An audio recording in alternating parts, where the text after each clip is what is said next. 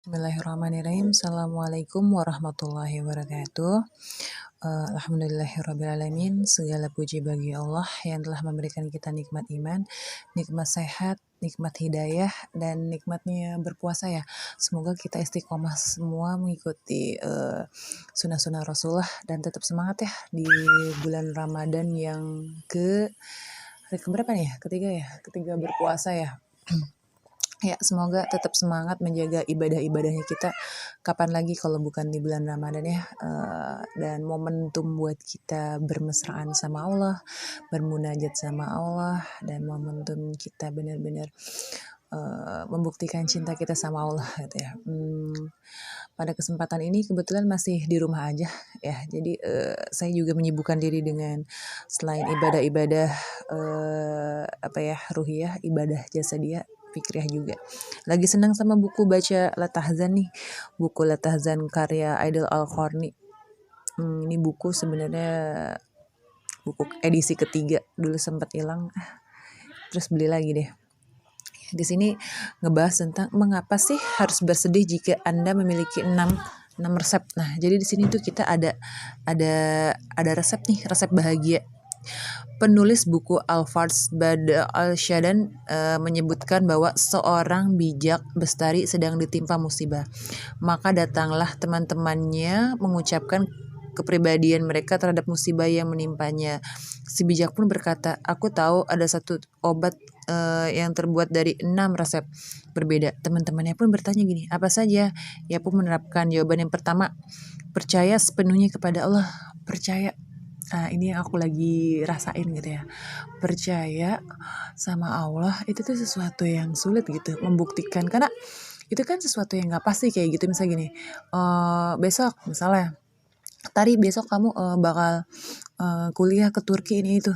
Wah, itu kan suatu yang gimana ya, mau buat percaya. Atau misalnya masalah jodoh, rezeki gitu ya, gimana mau percaya gitu, sedangkan itu nggak kelihatan gitu. Tapi emang tugas kita adalah percaya sama Allah gitu, beriman gitu, yakin gitu sama Allah. Jadi obat yang pertama gitu adalah percaya sepenuhnya kepada Allah, bahwa apapun yang digariskan Allah, ditakdirkan Allah, itu adalah yang terbaik buat kita. Misalnya gini ya, seluruh orang berusaha, berkumpul, menghimpun, semuanya memberikan kebaikan kepada diri kita, tapi kalau Allah enggak berkehendak, enggak akan pernah terjadi kebaikan itu.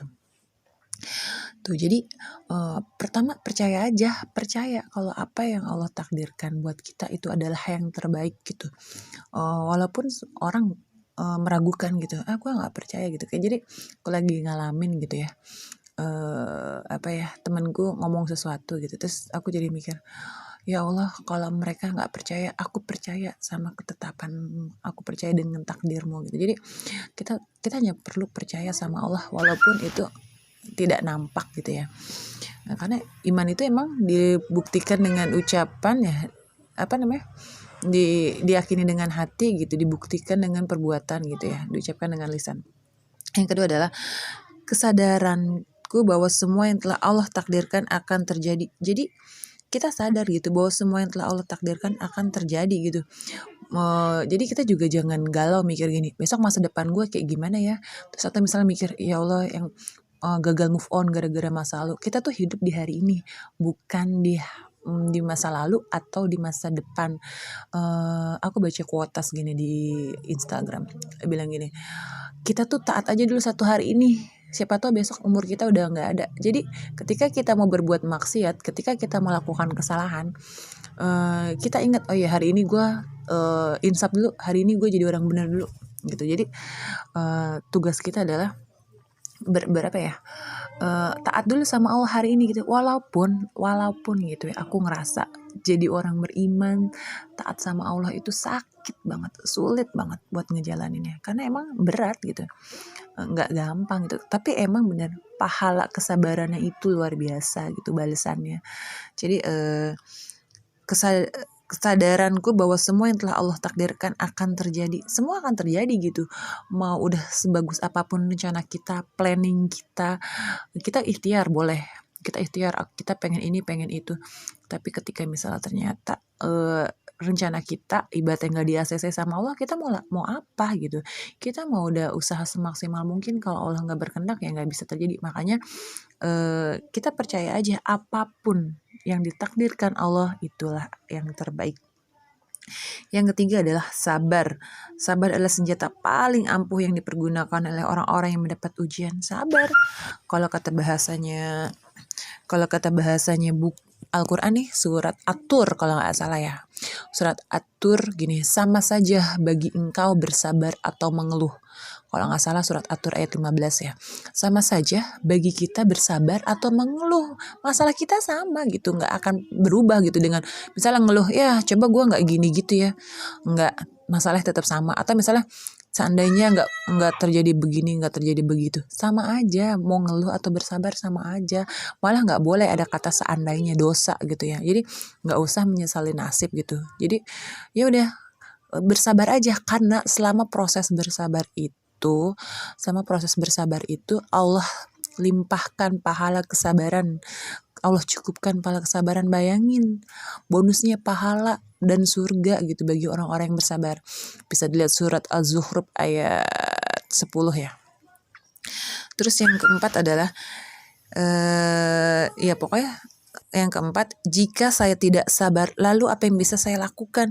Dan saya tidak akan terbantu hanya dengan perasaan resah. Iya, jadi ketika misalnya kita ada masalah, kalau kita nggak sabar, kita galau, gundah gulana, malah bikin ngedrop ruhiyah kita, bikin kita jadi nggak semangat ngejalanin hidup. Jadi kita tuh emang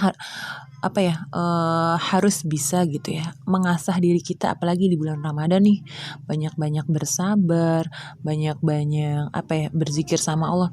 Benar, kita tuh nggak akan bisa sabar tanpa pertolongan Allah. Maka sering-seringlah kita mohon pertolongan sama Allah.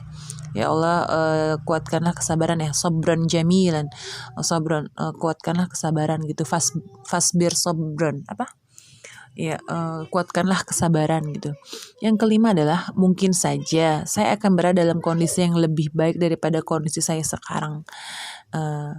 Ya jadi mungkin saja saya akan berada dalam kondisi yang lebih jelek daripada kondisi saya sekarang ini. Jadi ya udah, nikmatin aja, mungkin mencari hikmah gitu ya, mencari ibroh dari suatu masalah gitu. Mungkin ibrohnya kalau saya begini akan begitu, atau misalnya mungkin kalau saya kenapa nggak diterima di PTN gitu, ibrohnya mungkin supaya saya nggak begini dan begitu. Kayak aku pribadi, mungkin kenapa aku belum hadir gitu jodohnya, karena mungkin aku masih harus tetap bermesraan sama Allah, masih terus bermunajat sama Allah, mohon sama Allah. Jadi kita gunakan positive thinking sama Allah ketika apa yang kita inginkan belum terwujud dan tercapai. Jadi husnuzon sama Allah. Jadi mungkin bisa jadi kalau misalnya contoh kayak aku nih, ketika Allah misalnya ngasih jodoh segera, mungkin bisa jadi ibadahku melemah, bisa jadi aku malah jadi orang yang misalnya jadi lalai kayak gitu, atau misalnya bisa jadi dapat pasangan yang belum baik gitu. Makanya Allah ingin memperbaiki diri kita gitu dengan masalah gitu, karena ujian itu adalah penggugur dosa ya. Yang terakhir adalah dari waktu ke waktu jalan keluar akan selalu terbuka. Jadi bukan the power of kepepet, tapi Allah akan memberikan jawaban yang terbaik. Allah akan memberikan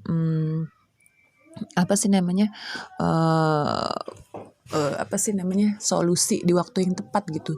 Jadi Allah tuh memberikan apa yang kita butuhkan, bukan yang kita mau, seperti itu. Mungkin itu aja tausiah yang dapat aku sampaikan. Semoga bermanfaat.